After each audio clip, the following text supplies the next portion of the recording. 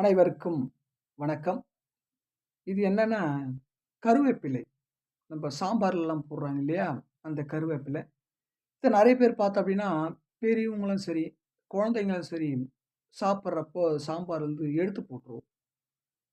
அது எவ்வளோ நல்லது பண்றது உடம்புக்கு, நெறைய பேர் தெரியாம எடுத்து போட்டுர்றோம். என்னென்ன நம்ம உடம்புக்கு நல்லது அப்டின்னு சொல்ட்டு, எனக்கு தெரிஞ்ச ஒரு சில விஷயத்த மட்டும் நான் உங்க கூட எடுத்து சொல்றேன். இது ஜீரண ரத்த ஓட்டத்த நல்லா அதிகமா அதிகரிக்குது.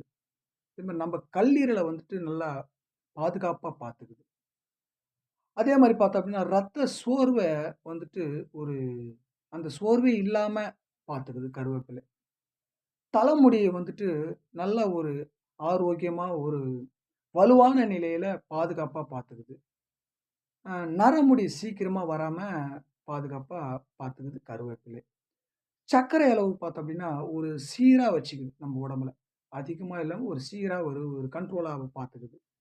அதே மாரி பார்த்தோம்னா, இந்த கொழுப்பு கெட்ட கொழுப்ப சேராம ஒரு அளவோட கருவேப்பிலை பாதுகாப்பா பார்த்துக்குது.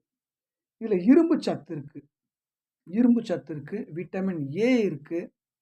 சி இருக்கு. பி2 இருக்கு. பி9 இருக்கு. இந்த மாரி சத்தும் இருக்கு கருவேப்பிலையில. அதே மாரி நம்ம முகத்துல பார்த்தோம் அப்டின்னா, அந்த முக பருவங்கள்லாம் வராம பாதுகாப்பா பார்த்துக்குது. நம்ம கண் பார்வைக்கு உகந்தது கருவேப்பிலை.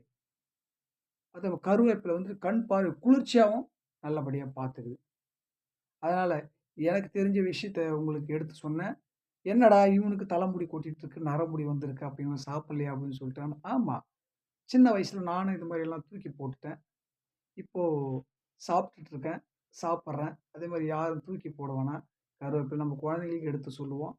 நம்பளும் தொடர்ச்சியா சாப்பிடுவோம். பச்சையா கூட சாப்பிடலாம். கருவேப்பிலை பச்சையா கூட சாப்பிடலாம். சாறு பண்ணி சாப்பிடலாம். உடம்புக்கு நல்லது தான். எனக்கு தெரிஞ்சு சில விஷயத்த சொன்னேன். உங்களுக்கு ஏதாவது தெரிஞ்சா நீங்க எனக்கு சொல்லுங்க. நானும் தெரிஞ்சுக்கிறேன். நன்றி. வணக்கம்.